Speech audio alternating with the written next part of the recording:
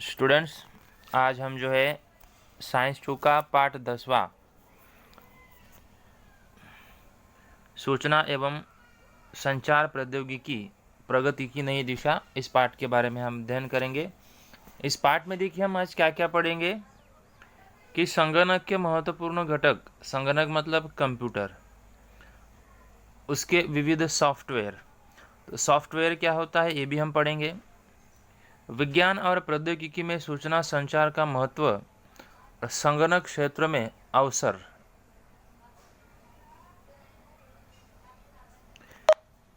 देखिए सूचना एवं संचार प्रौद्योगिकी, जिसको इंग्लिश में देखिए बोला जाता है इंफॉर्मेशन कम्युनिकेशन टेक्नोलॉजी, शॉर्ट में उसको हम बोलते हैं आईसीटी। इस संज्ञा में देखिए संचार के साधनों और उनके उपयोग के साथ ही उनका उपयोग करके दी जाने वाली सेवाओं का भी समावेश होता है। विज्ञान और प्रौद्योगिकी की प्रगति के कारण निर्मित होने वाली जानकारियों का भंडार प्रचंड वेग से बढ़ रहा है और इन जानकारियों के विस्फोट को नज़रअंदाज करने से हमारा ज्ञान कालबाह्य हो सकता है। तो ये आईसीटी में होता क्या है कि साधनों का उपयोग करना, उसके साथ साथ उसका उपयोग करके दी जाने वाली जो सेवाएं होती है, बराबर ना। तो साधनों का उपयोग भी होता है और इसके माध्यम से, ये दूर संचार के माध्यम से भी मतलब हम लोग क्या कर सकते हैं, कुछ सेवाओं का प्रदान भी कर सकते हैं। ठीक है, और इसी से प्रगति के कारण जो है देखिए कि जितनी सारी जानकारी निर्मित हो रही है तो उसका जो भंडार है, भंडार मतलब जिसको हम एक जगह पे इकट्ठा करके रख सकते हैं, सेव करके रख सकते हैं, तो ये बहुत अधिक प्रचंड गति से वेग रहा, मतलब प्रचंड गति से वेग उसका बढ़ रहा है। और ऐसी सब जानकारियों का जो विस्फोट हो रहा है तो उसको नज़रअंदाज करना हो रहा है, मतलब जो ये ज्ञान है, ये जो नॉलेज है, उसका धीरे धीरे क्या होता है, काल बाह्य हो जा रहा है, मतलब काल के पीछे होते जा रहा है, मतलब कोई उसे ध्यान में रख नहीं पा रहा है। देखिए सूचना एवं संचार प्रौद्योगिकी के साधन में संचार के लिए जानकारी निर्मित करना, उसका वर्गीकरण करना, सूचना को संग्रहित करना, सूचना का व्यवस्थापन करना और इत्यादि सभी क्रियाओं के लिए भिन्न साधनों का उपयोग किया जाता है। जैसे टेलीफोन का उपयोग देखिए संभाषण द्वारा सूचना का लेन देन के लिए किया होता है। तो देखिए जो सूचना एवं संचार प्रौद्योगिकी है उसमें देखिए क्या होता है कि जानकारी निर्मित करते हैं, उसका वर्गीकरण किया जा सकता है, सूचनाओं को संग्रहित करके रखा जा सकता है, सूचना का व्यवस्थापन करना, तो ये सभी जो है विभिन्न साधनों का उपयोग करके वहाँ पे जानकारी इकट्ठा की जाती है। जैसे देखिए हम लोग मोबाइल यूज़ करते हैं, जो टेलीफोन यूज़ करते हैं, बराबर ना। तो टेलीफोन का तो उपयोग आपको पता ही है कि संभाषण द्वारा जो है हम क्या है कि सूचनाओं का लेन देन करते हैं कि सामने वाला क्या बात कर रहा है, हम क्या बात कर रहे हैं, कि वो हमें क्या बताना चाहता है, हम उन्हें क्या बताना चाहते हैं। तो ये संचार का मतलब क्या है कि वहाँ पे लेन देन, सूचना संचार का वहाँ पे लेन देन की प्रक्रिया होती है। तालिका देखिए वहाँ दिया गया है, देखिए कि यहाँ पे साधन का देखिए नाम दिया गया है, संगणक या लैपटॉप, मोबाइल है, रेडियो है और दूरदर्शन। तो उसमें पूछा है कि उपयोग किसके लिए किया जाता है। अभी हम बता सकते हैं संगणक लैपटॉप जो है, संगणक लैपटॉप के माध्यम से हम बैनर्स बना सकते हैं, स्प्रेडशीट बना सकते हैं, रिजल्ट शीट बना सकते हैं, कुछ भी फॉर्म वगैरह भर सकते हैं। ठीक है, उसमें बहुत सारे फ़ोटो अपलोड करके रख सकते हैं। ठीक है, हमारा प्रोजेक्ट बना सकते हैं, ऐसे बहुत सारे काम हम यहाँ पे कर सकते हैं। तो कहाँ किया जा सकता है, मतलब वही लैपटॉप या कंप्यूटर के अंदर वहाँ पे कर सकते हैं। तो उपयोग से होने वाला फ़ायदा देखिए, इसका तो फ़ायदा होगा ना कि जैसे अगर आप कोई स्प्रेडशीट बना रहे, मतलब किसी का रिजल्ट बना रहे हो, जो हमें यहाँ पे कैलकुलेटर लेके लिखे वगैरह सब कुछ करना पड़ता है ना, गणित वगैरह, किसी का रिजल्ट निकालना है, किसी का परसेंटेज निकालना है, तो संगणक में कैसा, कंप्यूटर में फार्मूला होता है। तो जैसे आपने फार्मूला लगा दिया ना, 1000 बच्चों का जो काम है, मतलब 15-20 मिनट में तुरंत क्या हो जाता है, रिजल्ट आ जाता है। तो ये सब सिस्टम जो है वो संगणक में होती है और सबका फ़ायदा होता ही है। और आजकल के ज़माने में देखिए संगणक लैपटॉप ही चल रहा है, कितना फटाफट आसान काम है होते जा रहा है। आज तो आपको तो पता ही है। ठीक है, तो एक ऐसा टेक्नोलॉजी का ज़माना है। फिर बाद में मोबाइल है। मोबाइल देखिए आपको पता है कि अभी कोरोना काल में सभी जो है सब ऑनलाइन वर्क चल रहा है, चाहे मोबाइल हो चाहे संगणक लैपटॉप, सभी मतलब वर्क फ्रॉम होम जो है सभी प्रकार की चीज़ें ऑनलाइन चल रही। तो इसका निर्माण हुआ इसीलिए तो ये सब कुछ हो रहा है। घर बैठे बैठे आपको यहाँ पे लेक्चर बैठने को मिल रहा है, बराबर। हम किसी से वीडियो कॉल कर सकते हैं, बात कर सकते हैं, फ़ोन कर सकते, ये सभी प्रकार की बातें हम लोग ये मोबाइल में कर सकते हैं। तो उसका फ़ायदा, होने वाला फ़ायदा तो बताने की ज़रूरत नहीं है, होने वाला फ़ायदा तो आपको पता ही है। रेडियो है, अभी अभी कैसा मोबाइल में भी रेडियो आ गया। पहले के ज़माने में कैसा था कि रेडियो वगैरह नहीं था, तो पहले के ज़माने में कैसा टीवी भी नहीं था, तो रेडियो था पहले।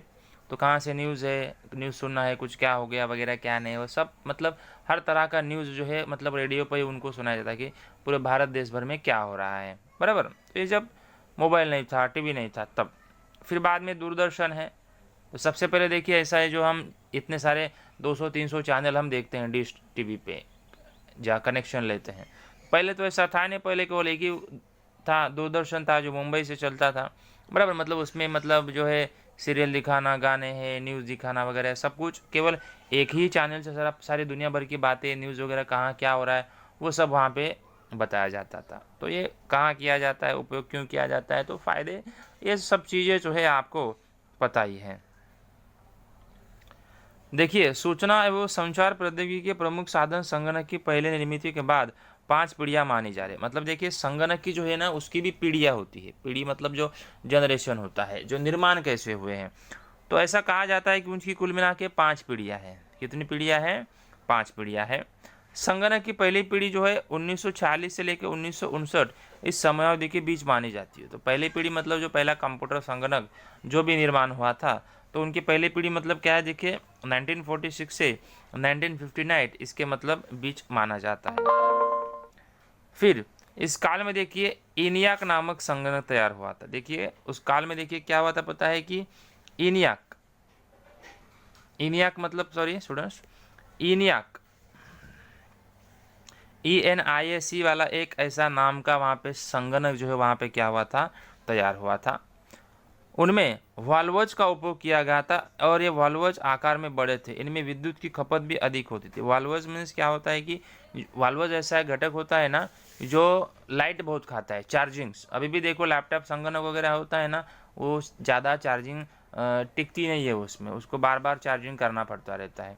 तो ये वाल्वज की वजह से होता है, मतलब उसके कारण ऊष्मा निर्मित होती थी और कई बार संगणक बंद हो जाता था। वर्तमान के संगणक 5वीं पीढ़ी के हैं। मतलब देखिए वो जो वाल्वज वगैरह उसमें ज़्यादा था तो उसको तापमान बहुत ज़्यादा बढ़ता था, बीच बीच में बढ़ता था, बंद पड़ जाता था। लेकिन अभी जो हम जो कंप्यूटर संगणक जो इस्तेमाल कर रहे हैं ना, वो मतलब माना जाता है कि वो सब 5वीं पीढ़ी के, मतलब 1 से 4 तक पीढ़ी के ज़्यादा तो इस्तेमाल करते नहीं हैं। तो ये जनरेशन 5 का मतलब 5वीं पीढ़ी का ही कंप्यूटर संगणक जो होता है अभी फ़िलहाल क्या किया जाता है, उपयोग में लाया जाता है। ठीक है,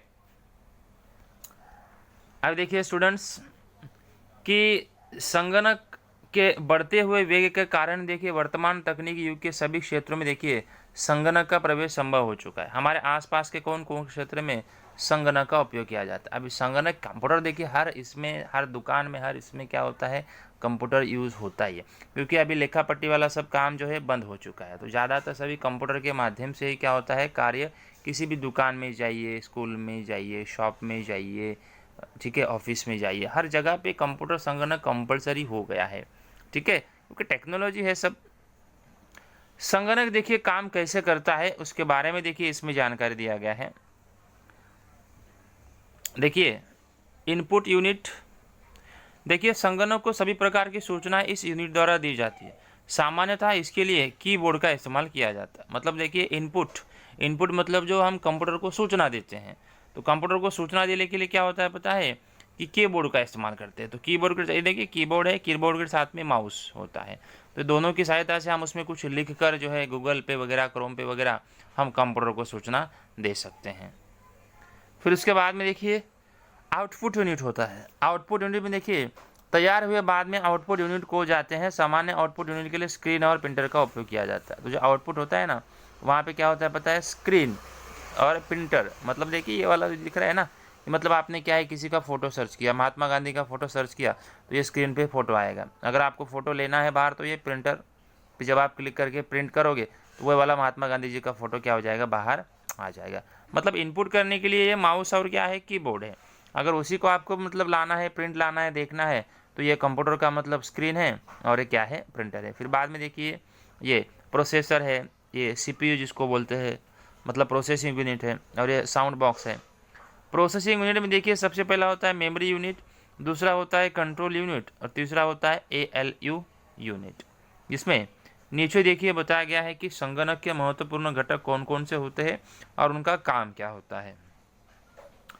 देखिए मेमोरी वाला क्या है काम, इनपुट यूनिट से आने वाली सूचना और तैयार हुए उत्तर को संग्रहित करने के स्थान को मेमोरी कहते हैं। संगणक में दो प्रकार की मेमोरी का इस्तेमाल होता है। देखिए इनपुट से आने वाली मतलब जो सूचना वहाँ पे भेजी गई ना, और तैयार हुआ उत्तर संग्रहित रखने के लिए वहाँ पे क्या होता है पता है कि मेमोरी में उसको रखा जाता है, और वो मेमोरी दो प्रकार की होती है।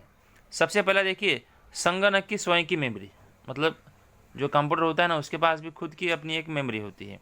फिर बाहर से आपूर्ति की गई है, मतलब बाहर से भी हम मेमोरी खरीद के क्या कर सकते हैं, वहाँ पे लगा सकते हैं। और संगणक की इंटरनल मेमोरी क्या होती है, देखिए दो प्रकार की होती है। तो उसमें देखिए एक होता है रैम, जिसको बोलते हैं रैंडम एक्सेस मेमोरी। यह मेमोरी देखिए इलेक्ट्रॉनिक पार्ट द्वारा निर्मित होती है। कोई भी इलेक्ट्रॉनिक पार्ट उसे विद्युत आपूर्ति होने तक कार्य करता है। तो ये सब इलेक्ट्रॉनिक पार्ट द्वारा बनता है और विद्युत आपूर्ति के होने तक ये क्या होता है, तब तक ही काम करता है। विद्युत आपूर्ति बंद है तो ये काम करना भी बंद कर देगा। फिर रोम, इसको देखिए रीड ओनली मेमोरी बोलते हैं, मतलब इस मेमोरी को सूचना हम केवल पढ़ सकते, मूल सूचना में हम कोई परिवर्तन नहीं सकते। तो ये रोम से जो सूचना आती है ना, इसको हम केवल पढ़ सकते हैं, इसमें किसी प्रकार का कि हम लोग बदलाव नहीं कर सकते।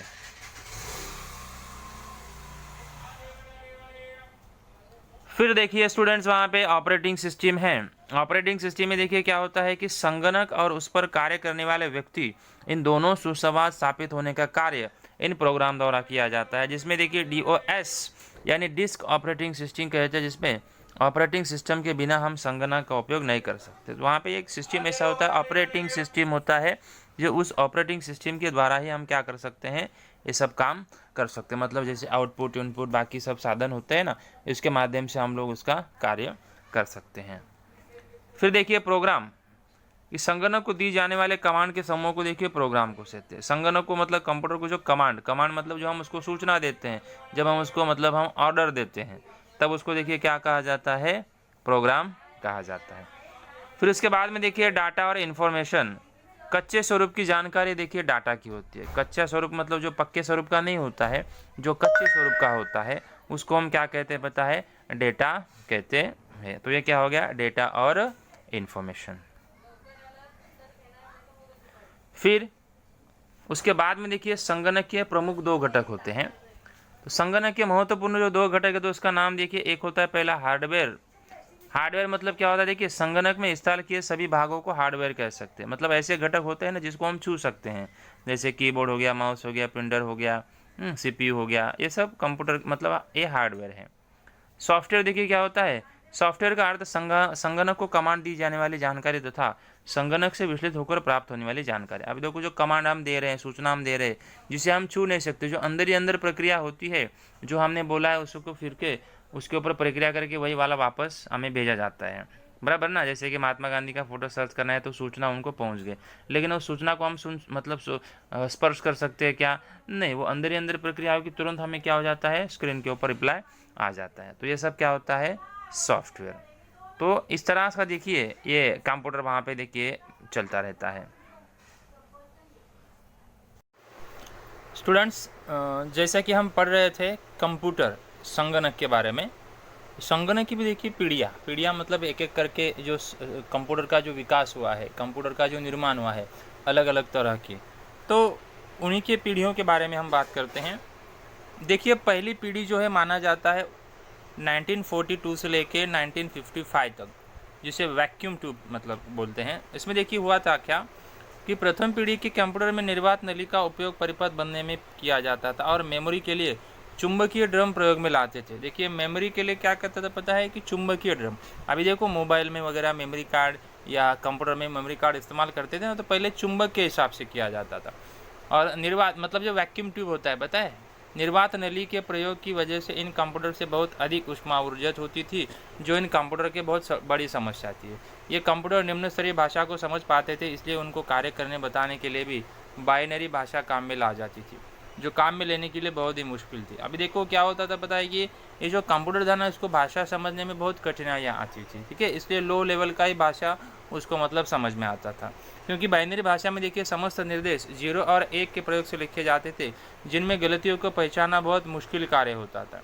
ये कंप्यूटर एक समय में देखिए एक ही काम कर सकते थे। तो ये वैक्यूम ट्यूब वाला जो पहले पीढ़ी का काम था ना, वो एक बार में केवल एक ही काम करता था, ठीक है। इनपुट आउटपुट के लिए पंच कार्ड पर प्रिंट आउट का प्रयोग किया जाता। प्रथम जनरेशन के कंप्यूटर में प्रोसेसर के रूप में वैक्यूम ट्यूब का इस्तेमाल किया जाता था। इसे वैक्यूम ट्यूब आपको पता है जो एयर वाला होता है, वैक्यूम ट्यूब जो कचरा जमा करने के लिए देखो किया जाता है, बराबर ना, आपने देखा होगा वैक्यूम ट्यूब, सुना भी होगा। तो उसका इस्तेमाल किया जाता जो आकार में बहुत बड़ा होता था। और यूनिवेक और इनियन ये प्रथम पीढ़ी के उदाहरण है। मतलब ये यूनिवेक और इनियक एक कंप्यूटर के नाम है, ठीक है। स्टूडेंट्स ये देखिए, ये जानकारी में आपको बता रहा, जो इंग्लिश शब्द आए हुए हैं ना उसके ऊपर मत जाइए। आप ऐसा मत कीजिए कि सर इसका मतलब क्या है, उसका मतलब, इंग्लिश का मतलब आप वहाँ पे मत पूछिएगा। एक केवल जानकारी आपको मैं बता दे रहा हूँ कि एक पीढ़ियाँ कंप्यूटर की, मतलब पीढ़ियाँ, एक क्योंकि आपका ये कंप्यूटर इसमें साइंस है तो कंप्यूटर का भी नॉलेज होना चाहिए, इसलिए पार्ट वहाँ पे दिया गया है। सेकंड देखिए वहाँ पे बताया गया है कि ट्रांजिस्टर, ये 1956 से लेके 1965 तक का था। देखिए कंप्यूटर प्रथम पीढ़ी की तुलना में तेज होते थे और इनमें निर्वात नली के स्थान पर ट्रांजिस्टर का उपयोग किया जाता था। ये सब मशीनों के नाम हैं। पहले पीढ़ी में निर्वात नली का उपयोग किया जाता था, लेकिन अभी दूसरे में क्या हो रहा है पता है, ट्रांजिस्टर का इस्तेमाल किया जा रहा है। इस ट्रांजिस्टर का देखिए आविष्कार 12 सितंबर 1958 में हुआ। इसके प्रयोग के पश्चात कंप्यूटर की स्पीड पहले से तेज हो गई, परंतु ये कंप्यूटर भी ऊष्मा उत्सर्जित करते थे। अभी देखो पहले जो कंप्यूटर करता था पहले पीढ़ी में काम, वो बहुत स्लो था, लेकिन ये वाला कैसा था, उससे भी कई गुना ज़्यादा तेज था। लेकिन प्रॉब्लम ये था, ये भी ऊष्मा उत्सर्जित करता था। इस पीढ़ी के कंप्यूटर में इनपुट देने के लिए पंच कार्ड और आउटपुट प्राप्त करने के लिए मतलब ये प्रिंट आउट का ही उपयोग किया जाता था। लेकिन प्रोग्राम लिखने के लिए बाइनरी भाषा की जगह असेंबली भाषा प्रयोग में लाई जाती थी। असेंबली भाषा में अंग्रेजी के अक्षरों को कोड के रूप में प्रयोग में लिया जाता है। तो असेंबली मतलब ये जो वर्ड्स होते हैं ना इंग्लिश के वर्ड्स, तो ये कोड के रूप में इस्तेमाल करते हैं, जिसको असेंबली भाषा बोलते हैं। देखिए जैसे कोबोल और फोर्ट्रान भाषाओं को प्रारंभिक वर्जन का इस प्रयोग में किया जाने लगा, जो कि उच्च स्तरीय भाषा के उदाहरण है। मतलब ये भाषा का देखिए प्रकार है, ये कोबोल और ये फोर्ट्रान, तो ये भाषा के सब उदाहरण जो प्रारंभिक समय में इसका उस समय में उपयोग किया जा रहा था दूसरी पीढ़ी में। अभी देखिए तीसरी पीढ़ी जो 1966 से लेकर 1975 तक जो एकीकृत सर्किट है। इस पीढ़ी में देखिए इनपुट देने के लिए कीबोर्ड और आउटपुट के लिए मॉनिटर का प्रयोग किया जाने लगा। अभी इसमें क्या होगा पता है कि इनपुट देने के लिए मतलब सूचना देने के लिए कीबोर्ड का इस्तेमाल किया जाता था, और आउटपुट मतलब कुछ देखना रहेगा तो उसके लिए मॉनिटर मतलब जो टीवी के जैसा स्क्रीन होता है। तो ये तीसरी पीढ़ी से मान लो चालू हो गया था। और सबसे पहले ऑपरेटिंग सिस्टम का प्रयोग इस पीढ़ी में किया गया था, जो कि एक CUI आधारित ऑपरेटिंग सिस्टम था। तृतीय पीढ़ी के कंप्यूटर में ट्रांजिस्टर के स्थान पर IC का प्रयोग किया जाता था। तो IC वाला देखिए इंटीग्रेटेड सर्किट होता है, IC का भी आपने नाम मतलब सुना होगा। तो ये वहाँ का उसको कंप्यूटर में इस्तेमाल किया जाता था जो ट्रांजिस्टर की जगह पे। IC का आविष्कार देखो 1958 में जैक किल्बी द्वारा किया गया था। IC के प्रयोग से कंप्यूटर का आकार बहुत छोटा और पहले से तेज हो गया। तो IC की वजह से क्या हो गया पता है, कंप्यूटर का आकार छोटा हो गया और वो पहले से तेज हो गया, क्योंकि देखो मोबाइल में कंप्यूटर में IC बहुत ज़्यादा होती है, इंटीग्रेटेड सर्किट्स बहुत ज़्यादा होते हैं और वही सबसे ज़्यादा काम करते हैं। दिखने में एकदम बहुत छोटे होते हैं लेकिन काम बहुत ज़्यादा तेज करते हैं। इस पीढ़ी के कंप्यूटर के देखिए प्रोग्राम लिखने के लिए उच्च स्तरीय भाषा का प्रयोग किया जाने लगा और एक कंप्यूटर एक समय में एक से ज़्यादा भी कार्य करने में सक्षम था। मतलब जो ये कंप्यूटर था, ये तीसरी पीढ़ी का जो कंप्यूटर था, मतलब एक से ज़्यादा भी काम करने के लिए मतलब तैयार था। पहले पीढ़ी का कैसा था, एक ही काम करता था, लेकिन अभी तीसरी पीढ़ी वाला क्या था पता है कि एक से ज़्यादा काम करने में भी सक्षम था। तो ऐसा एकीकृत सर्किट वाला जिसमें IC का उपयोग करके कंप्यूटर बनाया गया। देखिए CUI का मतलब होता है कैरेक्टर यूज़र इंटरफेस। अभी आते हैं चौथी पीढ़ी। चौथी पीढ़ी देखिए 1976 से लेके मतलब अभी तक जो चल रहा है अब तक का जो माइक्रो प्रोसेसर है। देखिए चतुर्थ पीढ़ी के कंप्यूटर की शुरुआत माइक्रो प्रोसेसर जो एक सिलिकॉन से बनी एक चिप होती है। तो ये क्या होता है, एक सिलिकॉन नाम का धातु होता है, उससे वो छोटी सी चिप बनती है, जैसे मेमोरी कार्ड बनता है ना, उस हिसाब से, जिस पर हज़ारों आईसी एक साथ लगी होती है। देखो सिलिकॉन का बना रहता है, लेकिन हज़ारों आईसियाँ उसमें क्या रहती है, लगी रहती है। कंप्यूटर कभी आपने खोल के देखा होगा तो आप उसमें देख सकते हैं कि छोटे छोटे आईसी, इतनी सारी चीज़ें वहाँ पे लगाए होते हैं।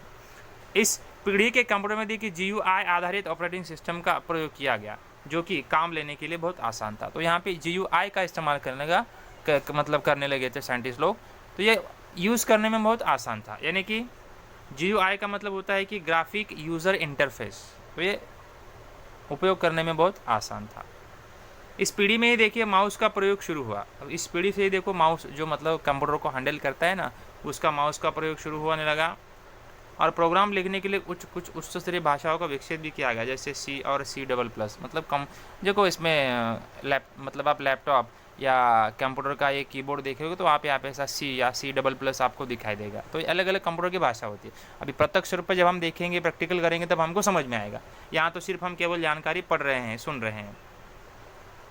देखिए इस पीढ़ी में देखिए माउस का ये तो हो गया। इंटेल कंपनी ने देखिए सर्वप्रथम 1971 में माइक्रोसॉफ्ट चिप का प्रयोग किया। तो देखिए इंटेल कंपनी का भी आपने नाम सुना होगा, जो इंटेल 4004 उसको नाम दिया गया। फिर उसके बाद में 1981 में IBM ने होम यूज़र के लिए पहला कंप्यूटर बनाया। और उसके बाद में 1984 में एप्पल कंपनी देखिए मैकिंटोश यानी ऑपरेटिंग सिस्टम वहाँ पे एप्पल कंपनी ने बनाया था। IBM का मतलब देखिए होता है इंटरनेशनल बिजनेस मशीन। ये पांचवी पीढ़ी जो अभी तक मतलब है, जो वर्तमान में अभी आने वाली है, वर्तमान में जो अभी चल रही है, 1982 से लेके अभी वर्तमान तक, यानी ये कृत्रिम बुद्धि से मतलब उपयोग किया गया है, जो हमारे मानव बुद्धि द्वारा बनाया गया है। देखिए कंप्यूटर की पांचवी पीढ़ी AI के साथ विकसित हुई। AI से तात्पर्य एक जो मशीन जो मानवीय गुणों को समझ सके। तो ये ऐसा मशीन बनाया गया है कि जो मानवीय गुणों को वहाँ क्या करेगा, समझ सकता है। ठीक है, जैसे ये पीढ़ी देखिए, ये देखिए पीढ़ी विकास की प्रक्रिया में इस पीढ़ी के कुछ गुण हम आजकल उपकरणों में काम लाते हैं, जैसे फिंगरप्रिंट, रोबोट, आवाज़ द्वारा इनपुट देना। जैसे कि देखो अभी हम फिंगरप्रिंट करते हैं ना, टच होके स्क्रीन टच वाला होता है, तो ये सब अभी के कंप्यूटर में, मोबाइल में सब सिस्टम होता है, रोबोट की तरह काम करता है। या तो जब आवाज़ हम उसको देते हैं ना, देखो गूगल को अभी एक नया सिस्टम आ गया, गूगल को कुछ पूछते हैं तो सब बता देता है, बराबर ना। तो ये सब उसको सूचना देने पे हमें वो रिप्लाई दे देता है। तो अभी का ये आज का कंप्यूटर है। इस पीढ़ी का मुख्य उद्देश्य ऐसी मशीन का निर्माण करना है कि जो यूज़र की भाषा को समझ सके और उसका जवाब दे सके, और साथ ही मशीन सीखने में सक्षम हो। अभी इस पीढ़ी का मुख्य उद्देश्य क्या है पता है, कि इंसान की सब बातों को कंप्यूटर समझे, और जैसे जो मानव जो बोला है उसका जवाब देना वो कंप्यूटर का काम रहेगा। तो इसी के ऊपर प्रक्रिया अभी भी चल रही है। तो ऐसे इस तरह से देखिए कंप्यूटर की कुल मिला के ऐसी 5 पीढ़ियाँ हैं।